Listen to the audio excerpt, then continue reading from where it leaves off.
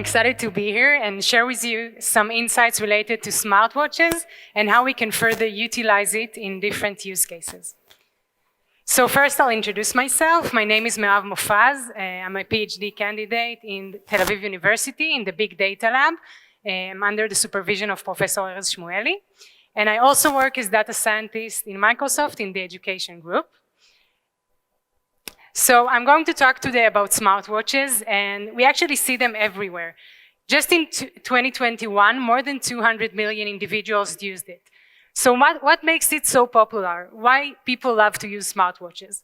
So in the eyes of the user, it gives an opportunity to look at notification, text, phone calls, emails very quickly. And it also enables us to track physical activity and get insights about physical measurements. But for me, as a researcher, I see smartwatches as much more than that. For me, smartwatches are an amazing data collecting tool. It provides real-world data, not in lab conditions, objective measurements, so I don't have to ask my participants to fill in questionnaires all the time. It improves the participants' experience and engage them to cooperate in the study. It's costly effective and has long shelf life, so we can extend the length of the study. And we can also conduct remote collecting and monitoring of the study easily without asking the participants to come to the lab. And today I'm going to show you how we used all these properties and revealed some unique opportunities to use smartwatches in different use cases. So to give you context about the study, Bracha in the first talk said that usually in academia you use only publicly available data, but we actually collected our data and worked really hard to get it. So our study called the Pyramid Study, and the goal of it is to improve early detection of infectious diseases using 3 data sources: electronic medical record, smartphones, and smartwatches. And it consists of 2 parts. In the first part, we called the prospective part. We recruited 5,000 participants to join our study. We gave them Garmin smartwatch, and we equipped them with the study app. And we also got electronic medical records of them. In the other part of the study, we called the retrospective part, we have data of 250,000 Maccabi Healthcare Service members that we can analyze and use. And today I'll focus on the prospective study. This is the study app that we developed. In the app, participants can fill in questionnaires and tell us about their mood, their stress, symptoms, and all the things you see here, and there are more. And the second data source is the smartwatch. This is the smartwatch we give our participants, and we collect measurements like heart rate variability. It actually comes as a stress measure in the smartwatch. And I will talk about that measurement more today. It's related to brain system and to nervous system activity, so it's very important, especially for disease detection. We also have data on blood oxygen, sport, and sleep activities. I will just want to say a few words about our engaging efforts, because I think the study is pretty unique in the academia. We actually put a lot of efforts to make our participants to cooperate with the study. We recruited 5,000 participants using professional survey company, and we built a dashboard that is dedicated to the study to help the survey company to see if our participants are engaged or not with the study. And if they're not, we call them and we send them notification and send them alerts that we want them to cooperate better, and we gave them incentives to do that by, for example, sending them monthly newsletters and personal insights in the study app, and also we had some webinars related to the results of the study. So I just wanted to show you that we worked hard and that we actually succeeded. It's already the 3rd year that the study is running, and we collected so far more than 670,000 questionnaires and almost 1.5 million smartwatches days data. So now what can we do with all of this data? So I will remind you that the initial purpose of the study is to do early detection of infectious diseases. And by chance, COVID-19 started just after the study began. We didn't know about COVID when we started the study. So it was an amazing opportunity to get a lot of data from that. And I'll start with the problem of infectious diseases. So usually when we're exposed to a disease, we start to feel bad only a few days after that. But during that time, until we start to feel bad, we're actually very infectious, and we can transfer the disease to our surrounding. So if we could move the detection point from the moment after we feel bad to an earlier point before we start to feel bad, that would be amazing and would enable us to reduce the transmission of the disease. So this is what we are trying to do in the study. But how can we do it in an effective way? How can we tell that someone has a disease if he doesn't even feel anything yet? So we actually can do it with smartwatches, and we, in our study, had already the chance to see that with our participants. This is an example of a participant, and is a stress measure that was captured by the smartwatch. And you can see here in the red line, the moment he started to feel bad and was detected with COVID. And we already had that anomaly a few days before that happened. So if we could send him an alert on that morning and to tell him to check himself early, he would probably not infected all of his colleagues in work on these 3 days. And we actually are not the only one who did that. There are many, not many, but some pioneering studies that also saw that this is possible to do. But the problem in our study and other studies as well is that people do not necessarily wear the smartwatches continuously all the time. So they wear them, but then, for example, they take a shower and take it off, or just want to charge it for a few hours, or just want to sleep without it. So how can we make accurate predictions when we have all these gaps in the data? So we thought about the multi-layer approach, and the idea is to incorporate data from multiple data sources that are independent. And the most important thing we wanted to achieve is to be able to make predictions even when the data from the smartwatch is not available. So we incorporated 4 main data sources. The first one is external. We took data from the Ministry of Health about the morbidity in Israel, and especially in the place where our participants live. And we used it in our model. And we also took data from weather, because infectious diseases are usually related to the weather and the season. We also looked at features from smartwatch and smartphone sensors that we collect. The third layer was the electronic medical records, which is the medical history of the patient. And the last one is the questionnaires that our participants fill in the app. So we trained a few models using each layer separately and also combined them together. And for example, these are just initial results, and we're continuing to improve them all the time. But on that plot, you can see that smartwatches, just the smartwatches alone, were able to reach pretty high AUC. And another thing is that when we used all our objective data, we got 91.4 AUC without even asking the participants to do anything. They did not need to fill in questionnaires, just to wear the smartwatches, and we could tell them in pretty accurate model that they will be sick tomorrow. Another multi-layer model that we had is based on data categories. So we divided our features to several categories. Each one can tell us about something about the disease and the individual. And by that, we could gain some insights about how, for example, sleep is related to a certain disease or a certain participant. So this is our main goal, but during the way and those 2 or 3 years that we're running the study, something happened in Israel, and it gave us some opportunity to investigate another things spontaneously. So one of the things that happened is that the vaccines arrived to Israel, and Israel was one of the first countries to vaccinate its population in mass amounts. And we thought it's a great opportunity to use the data that we collected in our study to shed more light about the safety of vaccines. Because if you remember back then, it was unknown if the vaccines are safe, and it was very fast process to approve them. And we thought that we can maybe help to shed more light on that. So if you're not familiar with the word of clinical trials, today when we want to do a clinical trial, it's mostly based on self-reported questionnaires and on the question, how do you feel? But think about it, we're in 2023 and there's so much technology that was developed.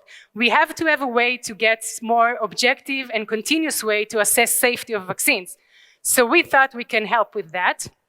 And we wanted to use the data from our smartwatches to do that. But we asked ourselves, is it sensitive enough? Is it possible to see the changes of in the body from the vaccine using smartwatches? And the answer is yes, and now I'll show you a few examples. So this is a graph that we did for the 4th dose of the vaccine. We also have similar plots for all the vaccine doses of COVID. And this is the stress measure that was collected by the smartwatch. And we see here two things. This part is the vaccine time.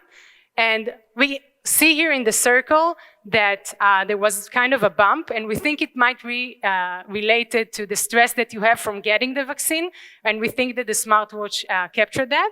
But the more interesting part is that there were physiological changes that were very apparent, but that they faded away after 3 days. So it means the vaccine has affection about our bodies, but this is a short-term effect, and you can see that the values return to baseline after a few days. Another thing that we did is to divide our participants based on their reaction severity to the vaccine. We took the first group of people that did not feel anything after they were vaccinated. So this is this group that I show you here, and this is their stress measure from the smartwatch. And the 0 point is the moment they got the vaccine. And we can see that the smartwatch was able to see physiological changes with those people, even that they didn't feel anything. The second group was the group with mild reaction. They did feel some symptoms, but they were not very severe.